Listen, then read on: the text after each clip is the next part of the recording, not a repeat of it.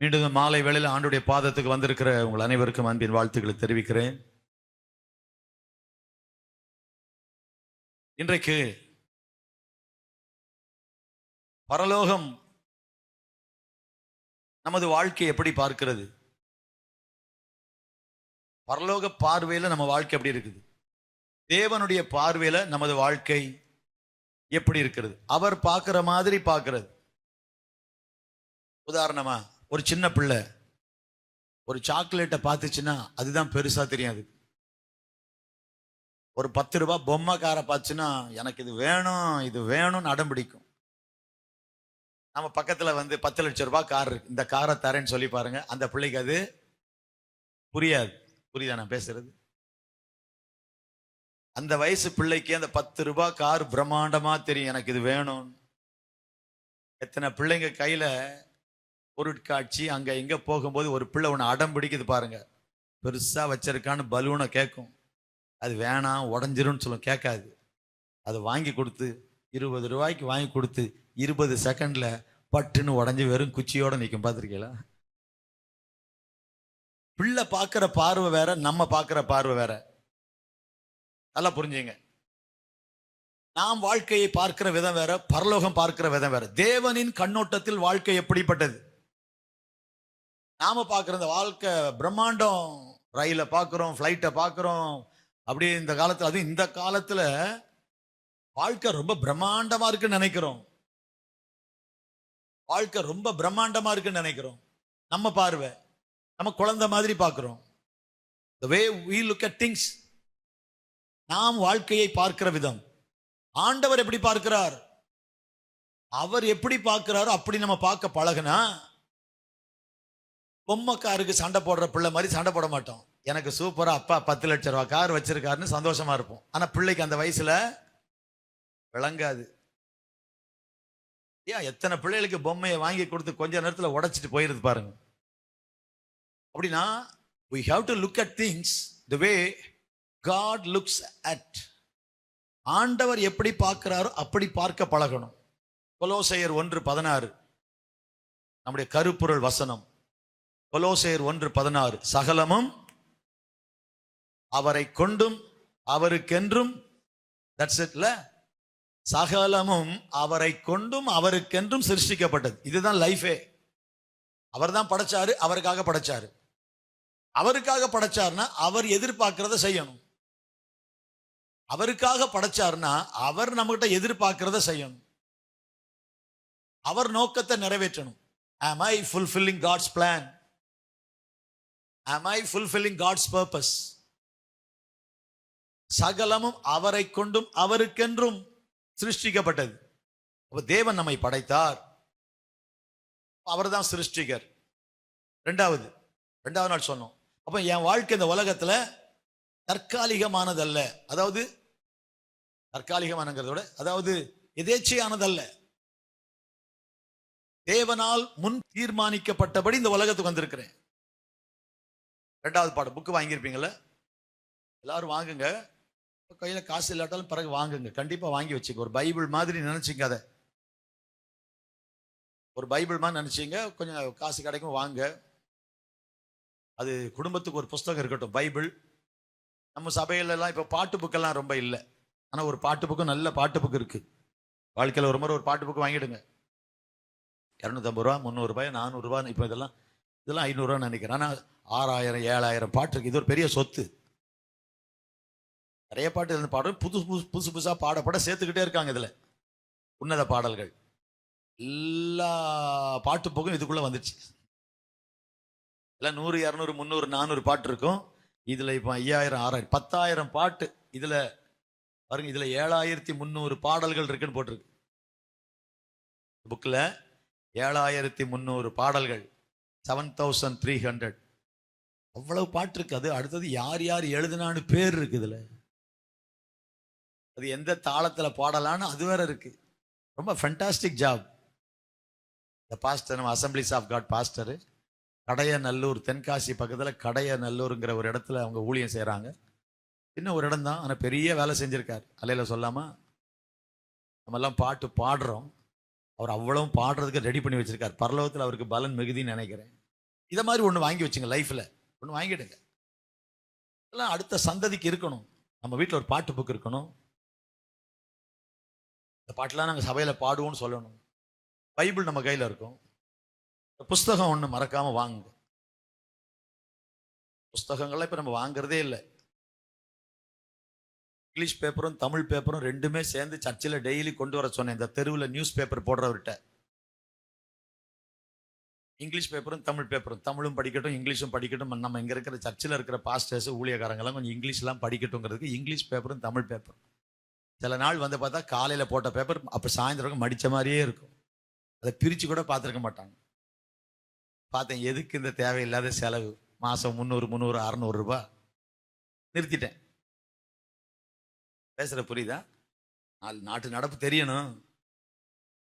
ஒரு இங்கிலீஷில் படிக்கணும், தமிழில் படிக்கிறது கொஞ்சம் இங்கிலீஷில் படிக்கணும், இங்கிலீஷ் வார்த்தையும் டெவலப் ஆகணுங்கிறதுக்கு தமிழ் வச்சா அந்த ரீடிங் ஹேபிட்டே போயிட்டு, அதனால வாசிக்கிறதெல்லாம் போயிட்டு போம். அதனால மனப்பாடம் பண்ணுறது குறைஞ்சு போச்சு. மனப்பாடம் பண்ணுறதே குறைஞ்சு போச்சு. இந்த ஃபோன் இல்லைன்னா வாழ்க்கை செத்தே போன மாதிரி இருக்குது. சித்தாமூர்லேருந்து மதுராந்தகம் வரோம், 10 பேர் ஊழியம் முடிச்சுட்டு ஏறுறோம் பஸ்ஸில். அப்போ ஒரு டிக்கெட் 10 டிக்கெட்னா ஒரு டிக்கெட் 1.5 ரூபாய். நான் சொல்றது ஒரு 20 வருஷத்துக்கு முன்னால. ஒரு டிக்கெட் 1 ரூபாய் 50 பைசா. 10 டிக்கெட் எவ்வளோங்க? நீங்கள் யோசிக்கிறீங்க பாருங்க. அது 15 ரூபா. நான் சொல்கிறேன், அந்த கண்டக்டர் ஃபோன் எடுத்து தட்டி பார்த்து, எப்பா 10 டிக்கெட் 15 ரூபாப்பா அப்படின்னு. அப்பான்னு சொல்ல, அங்கே 10 டிக்கெட், ஒரு டிக்கெட் 1.5 ரூபானா 10 டிக்கெட் 15 ரூபாய். இதுக்கு கேல்குலேட்டரா? மூளை ஃபுல்லாக கேல்குலேட்டருக்கு மூளையே இல்லை ஆட்களுக்கு வர வர. இப்போ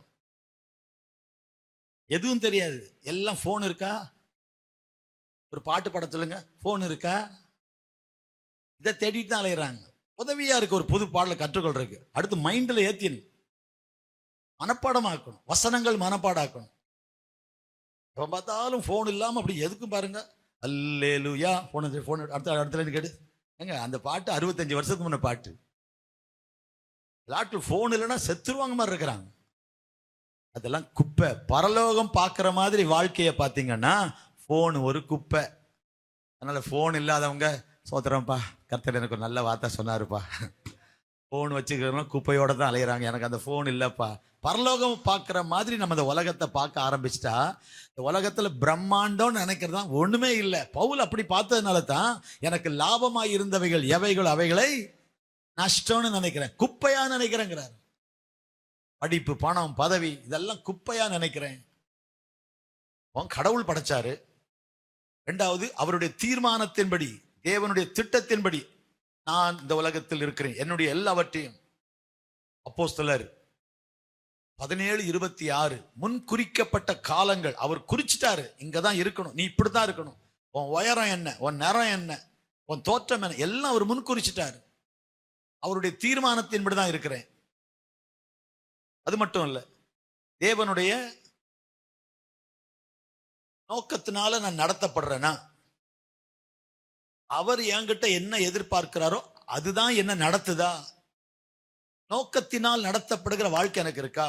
என் இஷ்டத்துக்கு எதையாவது கற்பனை பண்ணி இதை செஞ்சா நல்லா இருக்கும், இதை செஞ்சா நல்லா இருக்கும்னு போறேன்னா, இல்ல இதைத்தான் அவர் செய்ய சொல்றாரு. ஒரு கிராமத்துக்கு அனுப்பணும் சகோதரர்கள் எல்லாம்.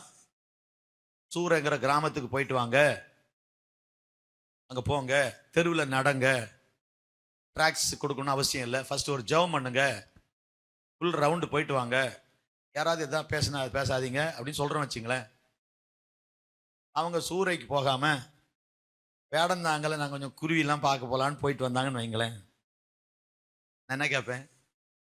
சூர கிராமத்துக்கு போயிட்டு வந்தியலான்னு கேட்பேன். மாஸ்டர் போகலான்னு தான் நினச்சோம், ஆனால் அந்த வேடந்தாங்கல் போனால் கொஞ்சம் பறவைலாம் நிறைய இருக்குன்னு சொன்னாங்க, அதனால போயிட்டு வந்தோம் அப்படின்னு சொன்னா எனக்கு எப்படி இருக்கும்? நீங்க போனதே போனீங்க, சூர கிராமத்துக்கு போயிட்டு போகக்கூடாதா? இல்லை பாஸ்டர், இருட்டிட்டா ஒன்றும் பார்க்க முடியாதுன்னு சொன்னாங்க. நான் சொன்னேன், அவங்க சொன்னாங்க இவங்க சொன்னாங்கன்னு செஞ்சீங்களே, நான் சொன்னதை செஞ்சீங்களான்னு கேட்பேனா? கேட்க மாட்டேன். ஆண்டவர் தான் கேட்பாரு. இந்த வாழ்க்கையின் கடைசியில் 2 காரியங்களை ஆண்டவர் கேட்பார் நம்ம எல்லார்ட்டையும். ஒன்று, இயேசுதான் வழி சத்தியம் ஜீவன் உனக்கு சொல்லி கொடுத்தேன், அதை நம்புனியா? Have you believed? 2வது, உனக்கு பணம், பொருள், தாளந்து, வசதி எல்லாம் கொடுத்தன, அதை எப்படி பயன்படுத்தின? How did you spend? 2க்கும் பதில் கொடுக்கணும். நாம வாழ்க்கை என்பது சும்மா ஏதோ நம்ம உலகத்துல வந்து பிறந்து செத்து போற வாழ்க்கை இல்லைங்க. ஆண்டவர் ஒரு திட்டத்தோடு நம்மளை படைத்தார். நம்ம வாழ்க்கையில அவருடைய திட்டத்தை நம்ம நினைச்சு அதை நினைத்து நம்ம வாழணும். அதான் பவுல் சொல்றார், நான் எதற்காய் பிடிக்கப்பட்டேனோ, நான் ஒரு கோலோட போயிட்டு இருந்தேன், நான் ஒரு திட்டத்தோட போயிட்டு இருந்தேன். இதை செய்யணும், அதை செய்யணும், அதை செய்யணும், இதை செய்யணும் போயிட்டு இருந்தேன். ஆனா அவர் என் வாழ்க்கையில குறுக்கிட்டாரு. என் வாழ்க்கையில சொல்றாங்கல்ல, என் லைன்ல ரொம்ப கிராஸ் பண்ற நீ. அவர் கிராஸ் பண்ணாரு. எங்க பவுல் வாழ்க்கையில கிராஸ் பண்ணாரு. நீ போற பாதை சரியில்லை, என் ரூட்டுக்கு வான்னு சொன்னாரு. அவர் வந்துடுறேன்ட்டார். ஆமீன் சொல்லாமா? அது பிறகு ஒவ்வொரு நாளும் நீங்க சொல்ற ரூட்ல தான் நான் போவேன், நீங்க எதிர்பார்க்கிறதா செய்வேன், உங்க விருப்பத்தை நிறைவேற்றுவேன்னு தன்னை மாத்திக்கிட்டாரு. அப்ப அவருக்கு எதெல்லாம் பெருசா தெரியுதோ அதுதான் எனக்கு பெருசு. 276 பேர் இருக்கிற அந்த கப்பல்ல 3 பேர் தான் விசுவாசி. இது 273 பேரு கப்பல் உடஞ்சி பொருளை தூக்கி போட்டுட்டு செத்துருவோம்னு நினைக்கிறாங்க.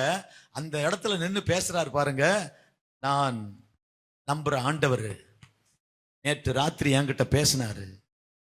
270 பேருக்கு அந்த நேரத்துல ஆண்டவரை பத்தி சொல்லிடணும். அதுதான் ஆண்டவர். அதுக்கு தான் உன்னை வச்சிருக்கேன். உன்னை கைதியா கட்டி கொண்டு போறது சும்மா உன்னை கஷ்டப்படுத்தல. இந்த கஷ்டத்தின் மத்தியில நீ அடுத்தவங்களுக்கு உபயோகமா இருக்கிறியா? இன்றைக்கு வாழ்க்கையில தேவ சித்தப்படி நடக்கணும். 4வது, நாம் நித்தியத்துக்காய் படைக்கப்பட்டோம். we are not created for temporary life. இந்த உலகத்துல வாழ்ற 30 40 50 வருஷ வாழ்க்கைக்காக கர்த்தர் நம்மளை படைக்கல. ஒரு நித்திய வாழ்க்கைக்காய் படை. நித்தியம் என்பது எட்டர்னிட்டி, நோ லிமிட், அன்லிமிட். 50 60 70 80 கணக்கு போட முடியாது. 1000 10,000 கணக்கு போட முடியாது. அதுக்கு முடிவே இல்லை. இது முடிவு, பிறப்பு இறப்பு, முடிவு. இந்த உலக வாழ்க்கையில பர்த் டெத் இல்ல, பிகினிங் எண்டு, ஆரம்பம் முடிவு. ஒரு ஆரம்பம் இருக்கு, முடிவு இருக்கு. அதுக்கு முடிவே இல்லை. தேவனோட வாழ்ற வாழ்க்கைக்கு முடிவு இல்லை. அந்த வாழ்க்கைக்கு தான் நம்மளை படைச்சாரு. மத்தேயு 25:46 படிச்சோம் நேற்றைக்கு. அவர்கள் நித்திய ஆக்கினை அடைவார்கள், இவர்கள் நித்திய ஜீவன் அடைவார்கள். 2 கூட்டம். Eternal punishment, eternal judgment, eternal joy. இவங்க ஒரு கூட்டம் இந்த பக்கம். நித்தியமா 100 வருஷம் முடிஞ்சிடும் இல்ல, இதுதான் 100 வருஷத்துல முடிஞ்சிடும். நரகமும் முடியாது, பரலோகமும் முடியாது. அது உண்மை. ஆண்டவர் ரொம்ப இரக்கமுள்ளவர், கொஞ்ச நாள் பொறுத்து விட்டுருவாரு அப்படிலாம் பைபிள்ல இல்லவே இல்லை. அதுக்கு தான் இவ்வளவு நாள் சொல்லிட்டே இருக்கிறாரு. ரொம்ப இரக்கமுள்ளவருங்க. இப்ப அவர் ஜட்ஜி இல்ல, அவர் வக்கீல். நமக்காக வாதாடுறாரு. விட்டுருங்க சார், விட்டுருங்க சார், என்னுடைய என் கட்சிக்காரர் ஒரு குற்றமும் செய்யவில்லை என்று வாதாடுகிறேன் வாதாடுறாரு. இதே வக்கீல் நாளைக்கு ஜட்ஜா வருவார். ஜட்ஜா வந்து உட்கார்ந்து இருப்பாரு. அப்ப அவர்கிட்ட, சார் இவ்வளவு நாள் எனக்கு வாதாடி காப்பாத்துனீங்க சார், நீங்க தான் எத்தனை முறை கேஸ்ன்னு வந்தேன், நீங்க எனக்கு எப்படி காப்பாத்துனீங்களே, இப்ப ஒருக்கா வந்துட்டேன் சார். அப்ப நான் வக்கீலுப்பா, உனக்காக வாதாடினேன், இப்ப நான் ஜட்ஜு. புரியுதா உங்களுக்கு? அப்போ இயேசு நமக்காக இவ்வளவு ரட்சகராக பரிந்து பேசுறவர் இனி நியாயாதிபதியாய் வருகிறார். அப்ப போய் சாரின்னா மன்னிப்பு கேட்க முடியாது, மன்னிப்பு கிடையாது. அப்ப நாம் நித்தியத்துக்காய் படைக்கப்பட்டோம். இந்த ஷார்ட் லைஃபுக்காக வாழல. எல்லாம் கற்றுக்கொள்றதாங்க இந்த fantastic book purpose driven life. அந்த பர்பஸ் தான் உங்களை டிரைவ் பண்ணுது. டிரைவுங்கிறல டிரைவ் பென் டிரைவ், இதுதான் இயக்குது நம்மளை. இதுதான் இயக்கணும். இந்த நோக்கம் தான் நம்மளை இயக்கணும். இந்த பர்பஸ் தான் நம்மளை இயக்கணும். அந்த நிலைக்கு நம்ம வரணும்.